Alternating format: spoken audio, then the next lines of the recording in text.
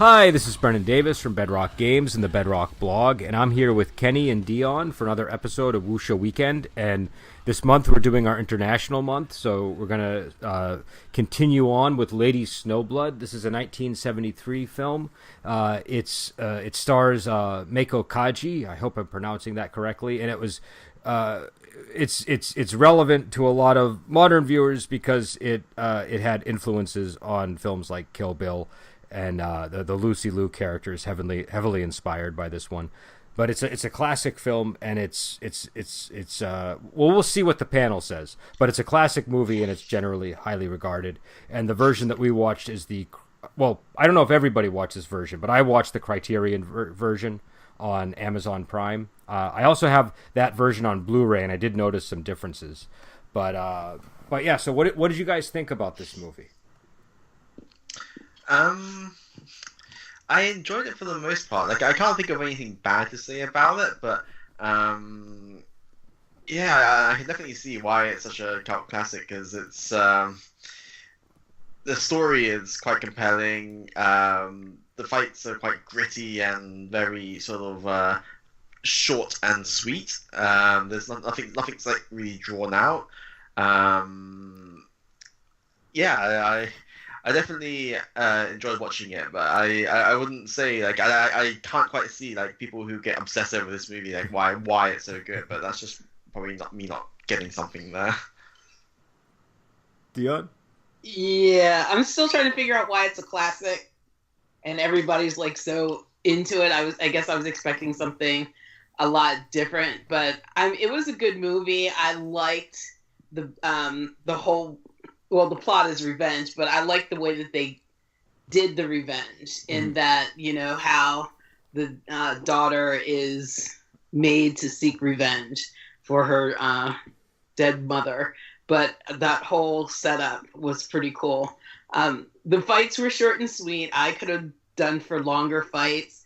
And because I don't know, they just really weren't fights. She was just slicing and dicing as she went, and they really didn't fight back too much. But I thought it was a good movie. The story was compelling, and that's what made me want to continue watching it and not turning it off. And yeah, so for me, I mean, obviously, I've talked about it before in the podcast, and my opinion is pretty much the same, which is, I really like this movie, and I think the reasons why have to do with the way it's shot, like the style of the cinematography is very Kubrick-like. It's kind of just got that, like this, like the scene when the mother dies after giving birth to her, and there's that smoke rising up. You have a lot of really powerful scenes like that. I like the theme music that sort of kicks off the film, and it's true. The fight scenes they're very short, and they're not even particularly like sharply choreographed, right? Like they're fairly minimalist, and it's not all that important that people, athletically be involved in the fight scenes. Do you know what I mean? There's a lot of scenes where she doesn't seem to be putting a lot of power into the attacks, but there's still these powerful attacks. But it's sort of more in that Japanese style of like the perfect killer stroke being used in each case, rather than sort of the back and forth that we'll get a lot in like the kung fu movies. And I think that the film has like it just has like a lot of emotional power, and a lot, like whenever there is a killing scene, there's emotional weight behind it because of that revenge story and because of the background information and all that. So I'd say those are largely the reasons that I like the film. But yeah, so why don't we get into the premise of the movie, which is, the mother gives birth to her specifically as an instrument of revenge, and it opens up in the prison where she's being born, and I think her first words to Yuki, when the main character's name is Yuki, is that you're an Asura. That you're basically, she's like she's this inhuman, supernatural entity that's just there for performing revenge, and it's it's very sort of rooted in ideas about karma and stuff like that. So I don't know, how'd you guys feel about the premise? The premise was probably the best part of the movie, I think. Actually, it's just the idea that someone was born purely for the sake of revenge is kind of like sad and quite depressing, really. Like, she's lived her whole life being trained by this random monk to be a killer, and then she's got the burden of of finding vengeance for her mother and her father, and I think the brother as well. Yeah, the brother was killed too. Yeah. There's So like a whole entire family that she has to avenge here. So it's and I like how that sort of shaped her as a character. The subtle hints that she's not as like despite everyone around her sort of calling her an Asura or whatever, Neverworld demon. I can't remember what my subtitle said actually. Something about Neverworld, being of the Neverworld, agent of the demon of the Neverworld, something like that. She seems to have like little soft spots like showing here and there. Yeah, no, I agree with Kenny. I thought that was the best part of the story. It goes to show that whatever you speak over your children is a good portion of what they become. And, you tell a child that they're a demon and they're for your revenge, then that's what they grow up to be. Or if they're weak, then they tend to be weak. But, yeah, I thought that the whole setup was pretty cool. It was like nothing you'd ever seen before. It was definitely new to have someone just be born for the purpose of revenge, and giving her backstory in the prison. I like how they did that. Well, and Dion, you might be interested to know that there's a 1977 film with Angela Mao that's based on this premise. It's kind of like a more kung fu style remake of this movie. But it's totally different. Like, it doesn't have the filming style or the fight choreography style, and the plot unfolds much differently, but it's based on the same concept. And Broken Oath, I think, is a reference to the line about an oath that must not be broken in Lady Snowblood. But yeah, I think the premise is really cool. It's I thought it was interesting, Kenny, that you found it sad, because I was actually kind of comforted by the premise. Like the idea of she's got this purpose, right? She's got this overriding purpose, and something about being under the tutelage of this great master, and then it's on the one hand it is kind of like it's kind of a raw deal, but on the other hand, it's better than just wandering adrift or not having any, I don't know, like a meaningful goal in life. Do you know what I mean? But she doesn't get to. Go ahead, Dion. But she doesn't get to explore who she really is, or who she would want to be. Because with that heavy of a burden, she's not going to come out on the other end. Or at least I, from the beginning, didn't think she was going to come out the other end alive. She was going to kill or be killed, and that was all she could do. And even if it took her, if she had to die killing that last person, I just didn't see any other. I felt sad for her too, like Kenny did. There was just no other outcome for her. She was going to die. Well, and yeah, there was. And just to be clear, she doesn't actually die at the end of the movie. That's especially sad, I think, for me, actually. The fact that she didn't get to lay down like her burden and then be able to rest at the end of it. Now she's alive, and but maybe she can start trying to find meaning in her life again. But she's already mentioned, like, is this what it feels like, this emptiness at the end of her vengeance, when she thought that the last guy was already dead. I can't remember his name. Gashiro? When she was on the boat with the writer, and she was like talking about how empty. That's true, but she did seem to be forming a new life too at that, before the revelation occurs, obviously, about Gashiro. But it seemed like she was maybe settling down with this guy, or there was some kind of transitionary period for her. And then she proceeds to lose the guy and then get stabbed by one of the women's, by the daughter of one of the men that she killed, and live to see the day. I don't know. It's a pretty bleak experience. I feel like it's great for story, but I feel like anyone who goes through that is going to be pretty traumatized as far as things go. Oh, definitely. It just, again, it just sort of that, I don't know, like the whole idea of karma preceding her birth, right? Like this is like I don't know, again, our subtitles might have been different, but in mine, karma kept coming up again and again, and how, you know, she was basically carrying this karmic burden from her mother and what happened to her family. And it almost has like nothing to do with her as an individual. It's just that she has to carry this weight, and so again, it is kind of sad on the one hand, but on the other hand, it's I don't know, it's a very purposeful life too. Do you know what I mean? It's not. It's I don't know. Maybe I'm just to draw like a they're giving me funny parallel. looks, so I'm guessing that that this is probably not landing well with the audience either.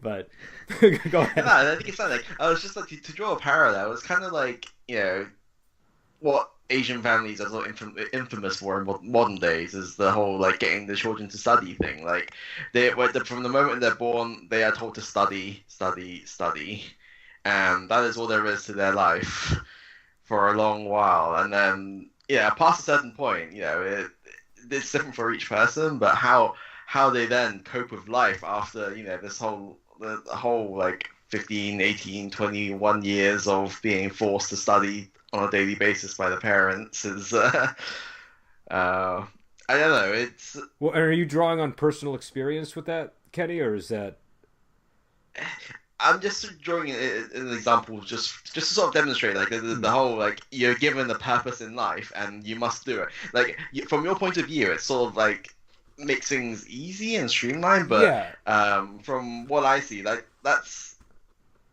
well, I think it depends on the just as like we're kind of getting a little bit outside of the bounds of the movie, but I think generally it kind of depends on the individual. Like obviously some people will thrive in a situation where things are determined for them in that way, and they don't have to fret over, you know, issues of like who am I and what am I really about.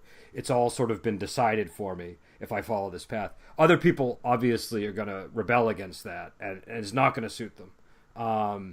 You know, so, you know, but this movie is obviously a really extreme case of it because it's not just, you know, you will study or you will play the violin or you will do this. It is, you know, you are the instrument of my revenge, and, you know, sucks to be you kind of a situation.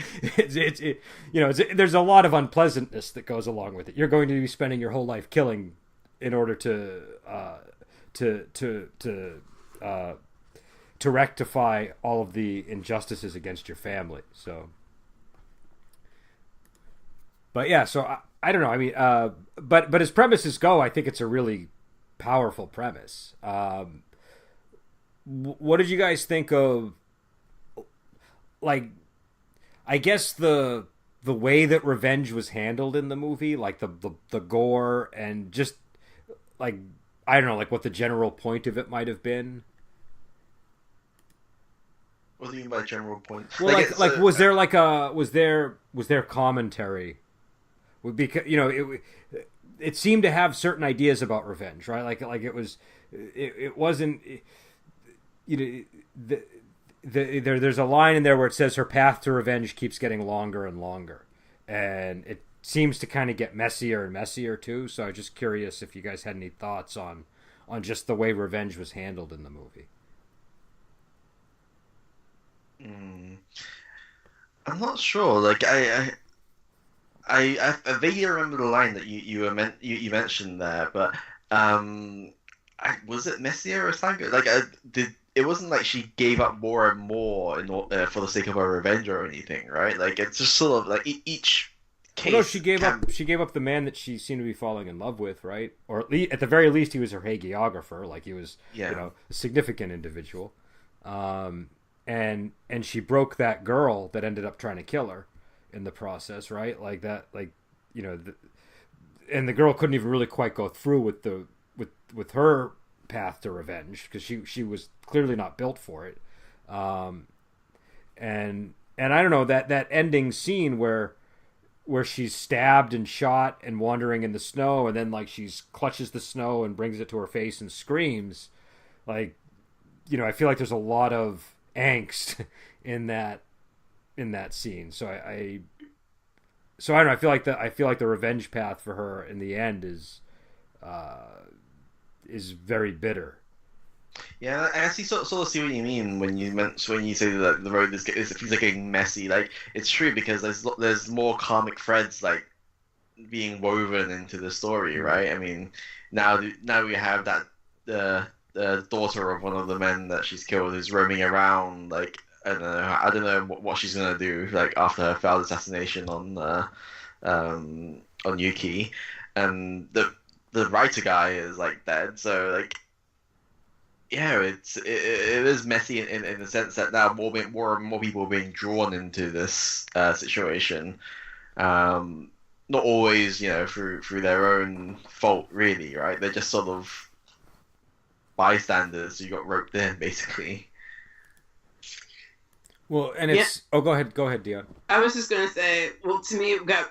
Not only did it get messier, but it got more difficult, too, as the process went on. Her first kill seemed to be pretty easy, but obviously the last guy was the hardest, and she suffered the most damage at the end of the film. So I guess all the bloodshed did lead up to it. Revenge is just a messy and nasty business anyway. Yeah, because when she went to fight Akono, she just got like a cut on her shoulder, right? But then when she goes to the ball, she definitely gets stabbed, right? And she definitely gets shot, and I think she might have, I think she took another wound as well. And she does not look very well when she's, leaving the ball to go lay in the snow.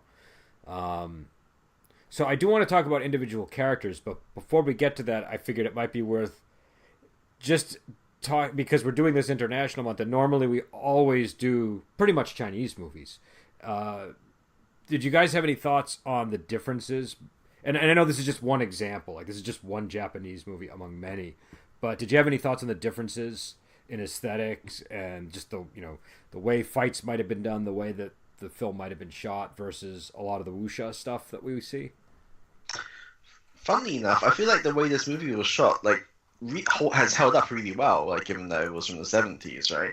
There are quite a few sort of wuxia movies that we even watched on this podcast where it doesn't feel like it's aged very well. Like, it's got, it's sure it looks aged just because it's an old movie, but the techniques used and the sort of the overall impression that the movie gives in Lady Snowblood actually somehow just has held up really well. They could say this was like a modern movie, and I don't think I'd be surprised. Oh, other than the fake blood, like that's what I was going to say. The special effects were pretty poor, on par with the other stuff at the time. But from everything else on a technical point of view, I feel like the movie's like done a really good job. Yeah, I was going to say the blood and the way that it seemed that when it was time for blood to be shed, you could see them like popping packs or something. They kind of like, it wasn't like seamless on how the blood was shed. It just seemed like it was forced in a couple scenes. It took them a couple of seconds to actually get the blood to pop out. My favorite part about the blood in this movie is the sound that it makes. It's like one of the most unnerving sound effects I've heard for blood. It just sounds like real liquid dripping. Do you know what I mean? It doesn't normally have that effect, and so I found it to be effective. But yeah, I don't know. Did you guys get a Clockwork Orange vibe from any of the violence in this movie? Or is that just me? I have not seen a Clockwork Orange. Oh, okay. You haven't seen a Clockwork Orange? No. I had to watch it in high school. I I don't remember the film. It allowed you to watch it in high school. Yeah, we read the book and then we watched it, and we had to do a comparison between the movie and the book. It's funny because they're really similar, but I did find reading the book to be a very different experience than watching the movie. I mean, it's a side note, but I just the language that he made for that novel was, I thought is like the most charming part of the book. But yeah, no. So, but did you see any parallels, Dion? Since I guess it's been since high school, so I know it's probably not. It's been 30 years. 30 years. Okay, all right. All right, well, we'll let the comparison go. But Kenny, you should definitely watch it at some point, just to get like different cultural references in movies. It's on my ever-growing list of movies to watch: Godfather, Clockwork Orange, Kill Bill. Goodfellas, I think, is on there. Honestly, Goodfellas is the most important one on the list. Goodfellas is the one that you want to see. But yeah, so I know we can go through specific characters. If you guys have any characters you really want to talk about, we can just start with those. I don't know what you prefer. I don't know. I just wanted to ask, actually, like, from in your views, like, who do you think was the most evil? Who was the most evil? I think Okono was the most evil, because she was the most sadistic, the most unhinged, and like she seemed to enjoy it. She seemed to enjoy the violence for its own sake. Like when everybody was doing all those bad things, she was like a giggling spectator, right? She was. I don't know. I just felt like. But on the other hand, maybe her hands weren't as dirty as someone like Gashiro, right? Like he's kind of the person who's really behind it all. So I don't know. I would say it's a toss up between Okono and Gashiro, and I feel like the movie's probably intending Gashiro to be the most evil because it's kind of like a hierarchy that she has to work her way up over the course of the film to the boss battle. Yeah. Mm-hmm. So, but I don't know. Did you find anybody particularly evil that maybe? It seemed like you maybe had an idea when you asked that. So I was just gonna say Okono as well, but just because. While she seems like the one who doesn't really do much of the killing and stuff, I feel like she was like maybe the mastermind or the person who sort of facilitated the plot in the beginning, and it's kind of especially evil in the sense that like she could watch a woman go through watch Saya go. Saya, is it Saya, right? Sayo go through what she did in the barn and like be laughing and like giggling throughout the whole thing. It was just like, I don't know, it just made her in particular just seem more evil because like she seems to have no empathy for what was going on at all. Yeah, Dion, how do you feel? Yeah, I feel the same way. The film does kind of make Kashiro out to be the worst because he is the big bad. He fakes his own death and everything, but yeah, I feel that a woman who can stand by and watch all that and still laugh at all of it is the worst kind of psychopath. And Gashiro's really kind of trying to go straight in the end. Like he's still really involved in shady business, but he doesn't seem like he's as involved in the criminal underworld anymore.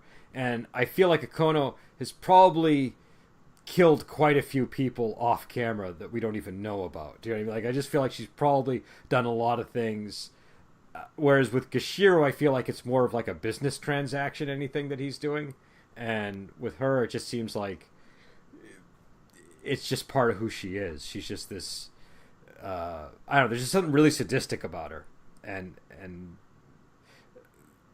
but I guess it depends on, I don't know. Like, you could make the argument that Okono, she kind of looks like she's maybe a little bit deranged or something, too. And so, I don't know if that... Whereas Gashiro's clearly in full command of his own mind, right? So, maybe he's more morally culpable than her for his own actions. I don't know. But I don't think she's deranged because of mental illness. I think it's more of the enjoyment of the violence, to me. So she's just so committed to this vice that she's deranged, but it's it's still purely choice in your view. Mm-hmm. Okay, I can see that too with her, because I mean, I mean, she is enjoying it, and she's unhinged in a way, but the unhinging might just be a process, part of the process of being involved in all this stuff over the years, not some underlying issue that's disrupting her ability to reason morally. So I think she was just a psychopath. Yeah, like she like, I feel like she's a lot more sort of calm and collected than you're giving her credit for, because like in her final moments, it wasn't like to try and run and escape or whatever. It was to kill herself to deny Yuki the pleasure of it. Yeah. But that was it. But didn't they say Gashiro actually killed her? Right? Wasn't that the what was revealed at the by the I missed writer? that part. I could be wrong. I thought that the writer said that he realized that she was killed by Gashiro. No, I think. Oh, I don't know. I didn't recall that bit, but I know that the writer was sort of semi-conscious when Gashiro was talking to Okono. Okay. Yeah, and I assume that he would recognize the voice because it's his dad after all. So. Yeah, it's the big reveal. No, and when I said she's unhinged, what I meant was when she's laughing and watching the violence unfold as a spectator, it's like she's losing her control in that moment, not like she was unhinged all over the in everything she was doing. But it just struck me as really, I don't know, kind of crazy. But yeah, so what about the writer character? The what's his name? I think his surname is Ashio. I don't know if that's his surname or his personal name, but the guy who's writing the novel. Yeah. Ryu Ray Ashio. It's funny because he has a different name or surname to his father. Maybe he's trying to get as far away from that as possible. Which is interesting. I guess like he cut himself off and then changed his name after he left whatever dodgy work his father was doing. I don't know. Like as far as characters go, like he didn't feel particularly interesting to me. Come to think of it, like I feel like he existed for the plot, and that was basically it. Like there's nothing. I don't know. Maybe I'm just not looking at him in the right way, but he writes the story, publishes it, and then in the final moments when Yuki is facing off with his father, he throws himself on him so that she couldn't shoot her, and she would have a chance to stab him. Basically, like maybe that's enough, but I don't know. Like it's the character just didn't make that much of an impression on me. Well, he's kind of a really sad sidekick. when he died. He's kind of like a sidekick or like a Watson type character. Like I think he's supposed to be like, but I didn't really feel anything when he died. Like, which is, it'll be a bit different if it was like, I don't know, if you're comparing him to Watson, then like if you're watching a Sherlock movie and Watson dies, and I feel like I would actually feel a little bit more, moved by the situation. Then now, why do you think you didn't feel anything? Because he wasn't built up enough as a character, or because you didn't see him and Yuki have enough of a relationship unfold on the screen? Yeah, that I think. Like most of the time, that he was just sort of monologuing about what to write for his story, and or like parroting, or reporting on the situation to Yuki, right? So, there's nothing that really sort of made him. Yeah. Dion, what do you think? I was hoping that he would be the one to be able to draw her away from this life of killing, but the character just wasn't built up enough to do any of that sort of thing. I saw the twist coming that he was the son from the moment he appeared on the screen at the shrine, the tombstone. I don't know. It was just oddly. It just. It's telegraphed, right? Like that's a pretty Yeah. big hint. Like that might be coming down the pike. I thought it was either that he was the son or he. I knew he was somehow related, definitely. If he not might have been in disguise and had been him to begin with, you know what I mean? Yeah. Just checking on how things were going. But yeah, I just don't think he was three-dimensional enough to really care too much. I did feel a little sad that he did die, but not majorly sad. Like I wasn't like completely invested in this character. Yeah, and I guess that maybe we should talk about Yuki a bit before moving on to anyone else, because one of the questions I have about Yuki is whether you had mentioned, that he might have been able to pull her out of this lifestyle of killing. I feel like that would be an impossibility for her. Like she's not, she's her whole life has been training for revenge for her mom and her father and her brother, and I don't see how she can escape from that kind of an upbringing. I don't know. Well, what was if she had? Well, you say she lives at the end, so. And there's a sequel too. There's a sequel as well, so that's okay. That's how I know she lives at the end. There's a point where she thinks that her revenge is over, that everybody is now dead. Mm-hmm. I thought that maybe he could get her to think of her life in a different way of being. Oh, I see what you're saying. Not just being revenge at that point, but there was just nothing really. Well, I feel like, I mean, and the sequel handles this in I think a slightly different way, but like I feel like if somebody's raised from that early of an age to be a killer, it's going to be really hard for them to stop being a killer. Do you like? Right, but she was raised to kill 3 certain people. Once all 3 of them are dead, what do you do after that? You've got to find some kind of normalcy in life. I don't think she's going to just go around killing people for the fun of it, just because she did still have that soft spot in her heart. You could tell that she was still trying to keep in her emotions. They didn't completely break her and make her completely emotionless, or she wouldn't have tried to help the one guy's daughter. And, you could see her having some pangs of guilt. But I don't know. Well, I don't think she'd go around roaming and killing people at random. I was thinking more like, finding some kind of valid reasons for, protecting the masses against, people like the folk that killed her family. Right. Or things like that. But yeah, I don't know. But what did you guys think of her as a character? Did you like her? Did you, did you have any thoughts on her?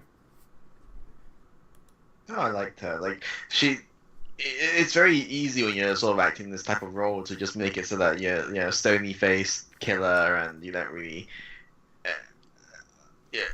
and you're not able to show emotions without it being like overly obvious that you're trying to show emotions from a cold character kind of way, right? But I think the actress did a really good job of very subtly raising the thoughts in our heads that maybe she does have a bit more emotion in her than she's letting on, and I like that she's got a more humane side to her. Like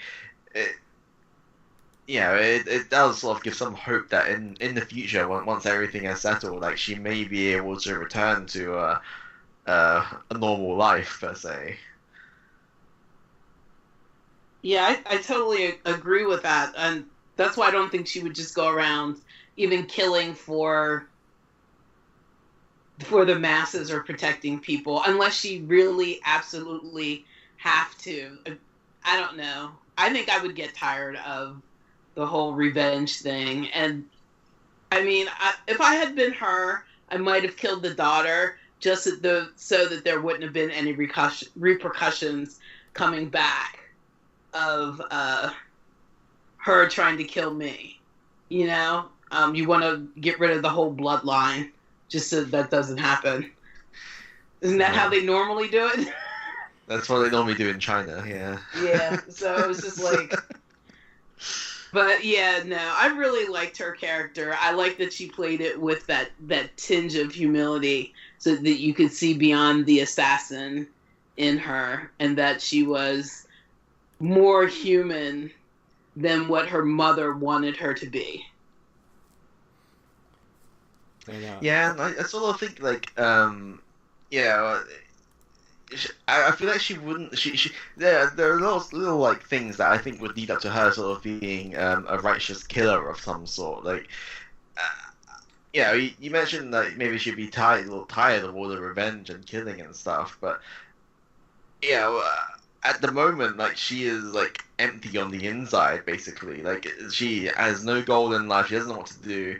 Yeah, if she had a writer guy around, maybe she could have had a normal life. Someone could have led her to have like a more, a peaceful life of whatever it is people did for for fun back in those days. I'm not really sure, but she was been trained.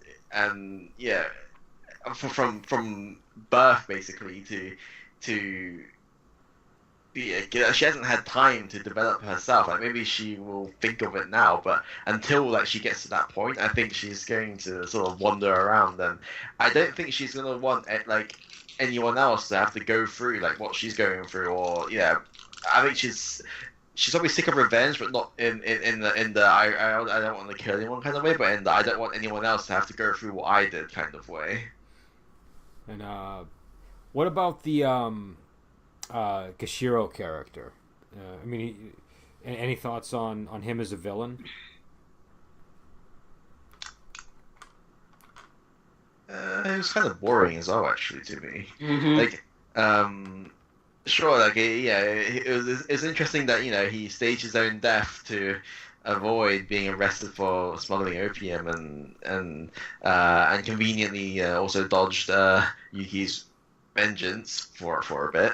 But yeah, like his villainy like wasn't really that like okay. So he drops a casual line about, oh, we are going to trade in arms and trying to incorporate more of Western ideals and technology for the sake of conquest or whatever, which, fair enough. I mean, I don't think that's particularly evil, really. Like, okay, you do your business. It's your choice. Yeah, he is kind of disappointed. Like, Okono is a much more intriguing villain, I think, than he is.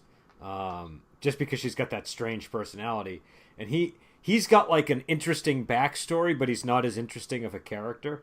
If that makes sense. Like, his backstory on paper sounds cool, but then he doesn't show up till the end, and you just get a taste of what he's supposedly about. We can tell he's good at deception, that he's intelligent, he's some kind of criminal mastermind, but you don't get enough of a sense of it, I feel. Though I do think it's interesting when he dies, he falls off that banister over the American and the Japanese flag, and he grabs the Japanese flag and he tumbles down with it. And I felt like that was probably significant. There's probably a political message in there somewhere, right? It's got to be, right? It's got to be the. So I thought that was cool that the shot was arranged that way, but other than an interesting death fall, I don't know. I kind of liked Okono better as a villain. Yeah, I don't know. Maybe if you want to go really sort of like in your face with whatever political messaging there. If he had a sword, then maybe he would survive. Like, maybe he's using a gun and this inferior weapon, losing out to the umbrella sword clearly. And interestingly enough, I think the villains both used guns, right, in their confrontation with Lady Snowblood, right? Like, he had the gun, and Okono had a gun, and it's a really, number one, it's an unfair fight, but I guess it's also like what he was talking about, the arms dealing, and bringing those kind of weapons to Japan. Well, the arms dealer better have arms when he goes to a fight. And what was interesting about it is he had a gun, but it was still kind of like a standoff situation. Like, she still was able to close the distance. She had to, use her lover as a shield, but it was still manageable for her. What did you speaking about that standoff, actually, so why was there a standoff? Do you think? Do you think that maybe Gishiro was still had a soft spot for his son, which is why he didn't shoot him immediately. He had every opportunity to. Yuki was all the way on the other side, and those guns had infinite bullets, basically. So he could easily have shot Ashio and then turn to face Yuki, right? I mean, he did eventually shoot him, right? But I feel like but only and then he sort of he had an option to shoot Ashio first, but then he chose to turn and aim at Yuki instead. I mean, I think that the reason the scene unfolded the way it did was because he didn't want to kill his son. I think there was definitely, because even when he goes to visit his son, he could have done something there too, and he didn't. So I feel like he seems to be a father who at least has some amount of feeling for his child, but obviously it only goes so far. So yeah, I don't know. Dion, what do you think? No, I think it was because that he was a son, and I'm kind of wondering if he was the only son. If there had been another son, maybe, he would have been more apt to just get rid of him. I have a feeling that there are probably a lot of sons out there from this guy. You would hope. I would think so. We talked briefly about it, but what did you guys think of the fights? Just in terms of how they were presented. I know you expressed a little bit of disappointed, Dion. So. They weren't long enough for me. They were pretty much one-sided, except for that final, and the one with Okono was pretty good too. But yeah. I think I was actually okay with the fights. I'm now actually happy that it was sort of one-sided, because it kind of shows that this 20-year-old woman, I think she's 20. This 20-year-old woman, who's been trained every day of her life, rolling down the hill in a bucket and being cut by a mad monk. She better be good with the sword, because she's put some pretty hefty sacrifices into to get to where she is. The fights in this, I mean, they're more like a Western type of fight, right? It's sort of it's about the build up before the clash of weapons, I feel. And then there's a clash, but it's very quickly, reveal whoever has the supreme skill is the one left standing. So yeah, I liked the fights in this for the fact that they were, that she's supposed to be this lethal figure that's just kind of carving a path of revenge. So I thought that it worked. And I think it was the fighting is pretty accurate as well. It's so in Wuxia movies you might get lots of crossing of swords, clinging, clanging, and blocks and parries and stuff like that. But katana, they're not meant to be used that way, right? They're quite brittle, and they have a very sharp edge. And if you cut with the right force, you'll probably cut through things quite easily. But if you're off a bit, then you can blunt the sword and damage it. I know. I actually did do kendo for about 2 months or so. I got a little bit of kendo under my belt, and I learned very little. But what I did learn was they are very, very strict about movement and posture. Every little movement matters, and your posture has to be perfect. And it's a totally different thing than a lot of other styles that I practice. And I feel like when you watch samurai movies, you kind of see that obsession with those kind of details.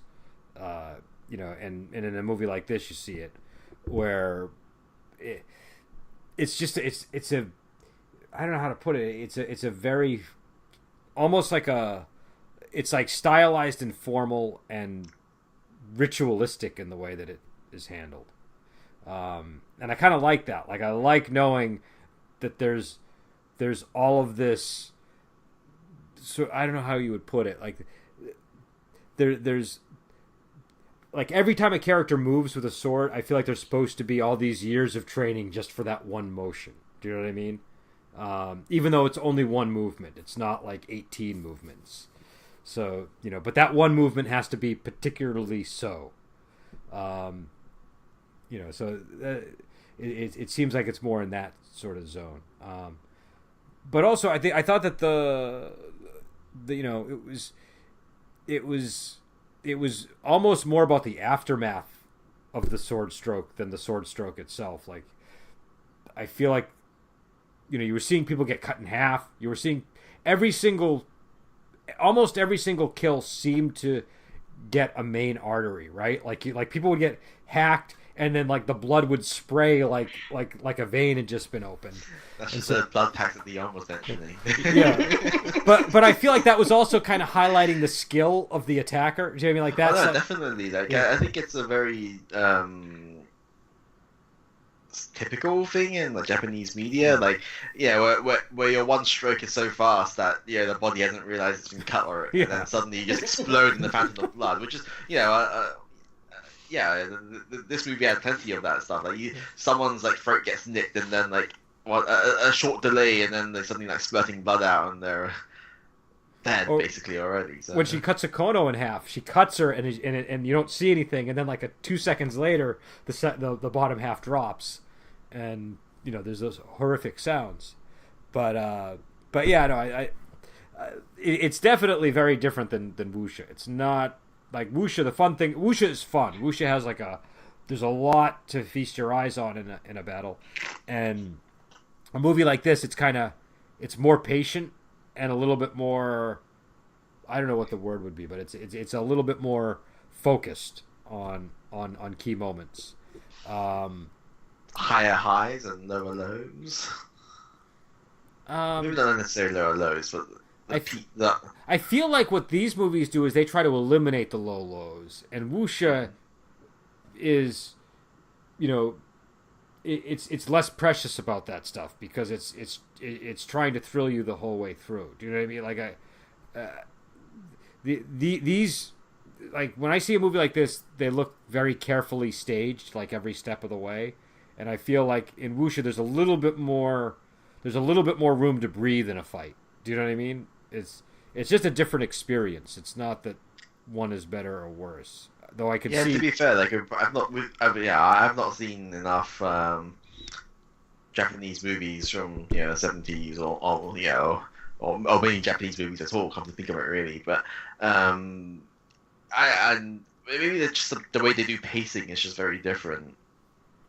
Yeah, and there are some that kind of emulate this style, like some of the King Hu movies do emulate a style like this, right? Like those were very, very much about characters sort of getting into position before they strike, and the awkward dances before the one strike, and then more awkward dances. Yeah. So I mean, but yeah, I don't know. Maybe one of these days we should do like a Japanese month where we dive into some more movies. So I don't know. Maybe we should move on to the recommendation and rating, unless anybody has something they want to add about the film. No. All right. So I don't know who wants to go first.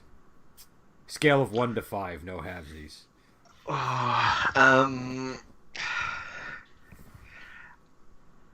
I would say that this. Oh man, it's such a tough choice between a 3 and a 4 here. Like it's, I'm gonna be a bit harsh and say that it's a 3. I would still say you should watch this movie if you can, just to see, just to experience it for yourself, because it's a cool movie. I think. I think it's just like it's a cool movie. There are. The story is compelling. Yuki and the actress who plays Yuki is great. We didn't really talk about the music, but the use of music is pretty interesting in this movie as well. Overall, I think if you watch this movie, you won't have a bad experience. I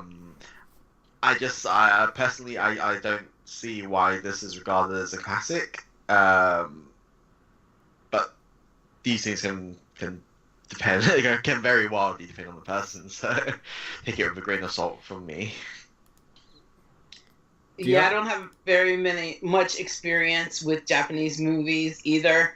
So this is going to have to be, you're going to have to take it with a lot of grains of salt for me. I was wavering between a 2 and a 3. I don't get the label classic, but I enjoyed the movie. I didn't turn it off. I thought the story was an excellent story. It was just really different for me. It was definitely out of my comfort zone. Okay. But I enjoyed it. It wasn't like really horrible. I give it a 3. It's in between. I'll probably watch it again because I did have a problem with the subtitles. The subtitles were white, and sometimes there was white background, so it was kind of hard for me to read. And so, sometimes I think I miss things when you don't get to read the whole entire subtitle. So I will watch it again because I want to see what I missed. But I think it's a solid 3.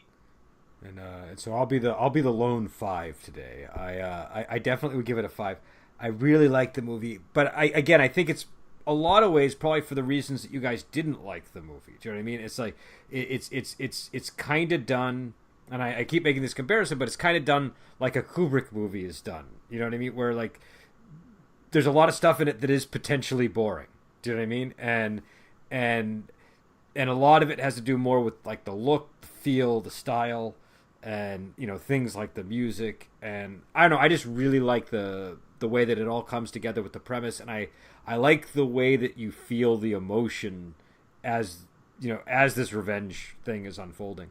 But I can totally see how it isn't going to connect with everybody, because it's not. It's sort of like when I recommend old Shaw Brothers movies, I sometimes have this experience where it's like, wow, this movie is a 5 to me, but I'll show it to somebody and they'll be like, are they on a sound stage? That's kind of goofy looking. Do you know what I mean? Like they'll have a reaction to it that is, it either hasn't aged as well, or it's done in a style that just they're not accustomed to, or it doesn't appeal to them.